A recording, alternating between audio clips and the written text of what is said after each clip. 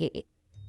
Medina Munawwara पहुंचकर Medina से लेकर शाम तक जहाँ जहाँ यहूदी फैले हुए थे सबको ये खुशखबरी पहुंचा दी गई कि मुबारक हो, हमारे लिए जो खतरा था वो टल गया। हज़रत यहया अलैहिस्सलाम के कुर्ते से जो खून निकल रहा था वो अब सूख गया है, जिससे ये यकीन हो गया है कि रसूलुल्लाह के वालिद का इंतकाल हो गया है और उनके यहाँ कोई भी औलाद नहीं है। इसका मतलब ये है कि अब आखिरी रसूल पैदा ही नहीं होंगे। यह खुशखबरी भी सारी दुनिया यहूद में फैला दी गई। मदीना से लेकर शाम तक जश्न मनाया गया और यहूदी बड़े मुतमईन थे, मगर उनसे यह गलती हुई थी कि उन्होंने सिर्फ ये पता चलाया कि जनाब हजरत अब्दुल्ला की कोई औलाद नहीं। उन्हें यह पता न चल सका कि जनाब आमिना हमल से हैं।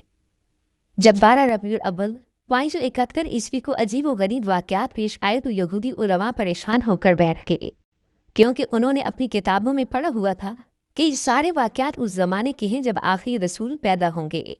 मगर ये क्या हुआ? आखिरी रसूल कैसे पैदा हो गए? क्योंकि आखिरी रसूल के वालिद को हमने पूरे यकीन के साथ देखा था कि वो फौत हो चुके हैं और यही रसूलुल्लाह के वालिद थे, और हज़रत यहया के कुर्ते ने भी गवाही दी कि यही वालिद हैं। ये भी हमें पता चला है कि उनके यहाँ कोई औलाद नहीं थी। फिर ये रसूल कहाँ से आ गए? चुनांचे यहूदियों ने एक गिरोह को तश्कील दिया कि वो मक्का में जाकर तहकीक करें। जब ये लोग मक्का पहुंचे तो उस वक़्त रसूलुल्लाह सल्लल्लाहु अलैहि वसल्लम को मक्का मुकरमा से हज़रत हलीमा सादिया रज़ियल्लाहु तआला अन्हा के मकान में मुंतकिल किया जा चुका था, और पैगम्बर इस्लाम की पैदाइश को कई माह गुजर चुके थे। अब ये यहूदी परेशान होकर उन्हें ढूंढ रहे थे कि कौन सा ऐसा बच्चा है जो 2 माह पहले पैदा हुआ है, मगर कोई ऐसा बच्चा नजर न आया। इसी से पूछ नहीं सकते थे क्योंकि मक्का में 2 मरतबा यहूदी साजिश करके जा चुके थे। जनाब अब्दुल्ला पर भी हमला हो चुका था जो उन्होंने करवाया था, और उनके बाद जनाब आमिना के बारे में भी तहकीक उन लोगों ने ही करवाई थी। चुनांचे अब मक्का वाले होशियार हो गए थे, खासतौर पर खानदान बनु हाशिम वाले उन पर नजर रखे हुए थे। यहूदियों का कोई ग्रुप किसी से सवाल नहीं कर सकता था। नाज़रीन, यहूदियों की वो तमाम तहकीकात नाकाम हो गई। मगर जब रसूलुल्लाह सल्लल्लाहु अलैहि वसल्लम की उम्र मुबारक 7 साल हो गई और रसूलुल्लाह सल्लल्लाहु अलैहि वसल्लम मक्का मुकरमा मुस्तकिल तौर पर आ गए, तो उस ज़माने में भी यहूदियों का एक ग्रुप मक्का में आया हुआ था। उसकी निगाह उस नौजवान पर पड़ी तो ये देखकर चौंक उठे कि ये नौजवान जो अपने दादा और चचा के साथ चल रहा है, उसके चलने का तरीका, उसकी बात का तरीका बिल्कुल वही है जो हमारी किताबों के मुताबिक आखिरी रसूल का तरीक़ाकार है। उसके सर पर बादल साया भी कर रहे हैं। ये जब दरख्त के पास से गुजरता है तो दरख्त सजदे कर रहे हैं। ये जिस तरफ जाए रास्ते में कोई रुकावट हो तो रुकावट खुद बखुद हटने लगती है।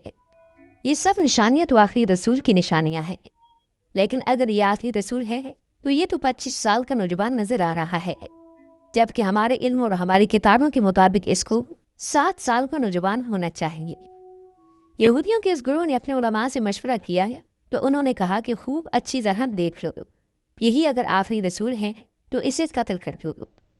यहूदियों को तो ये पता चल गया कि ये बच्चा अब्दुल मुत्तलिब के घर में पैदा हुआ हज़रत अब्दुल्लाह का बेटा है। चुनांचे यहूदी इस दफ़ा 100% यकीन करना चाहते थे कि यही नौजवान अल्लाह का सच्चा पैगम्बर है। यहूदियों ने अपनी किताबों में पढ़ा हुआ था और उनको इस बात की मार्फत भी थी कि जो भी अल्लाह का रसूल होगा, चाहे पहला हो या आखिरी, लुक़मा हराम उसके हलक से नीचे नहीं उतरेगा। हलक से तो क्या, उसके होंठों को भी नहीं छू सकता। हराम के अलावा रिज़्क़ मुस्तबा यानी ऐसा रिज़्क़ जिसका पता ना हो कि हलाल है या हराम, वो भी रसूल के होंठों को नहीं छू सकता।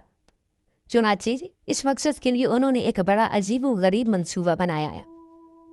चुनांचे उन्होंने किसी तरह हराम का गोश्त लाया और जनाब हज़रत अब्दुल मुत्तलिब को दावत दी कि आप मक्का के सरदार हैं और खाना काबा के मुतवल्ली हैं और एक काबिल एहतराम शख्सियत हैं। हम बाहर से आए हुए मेहमान हैं, हमारा दिल चाहता है कि आप हमारे साथ एक वक्त का खाना खाएं। इस्लाम में किसी का तोहफा या दावत रद्द करने की सख्त ममानियत है। चुनांचे हज़रत अब्दुल मुत्तलिब ने दावत कबूल कर ली।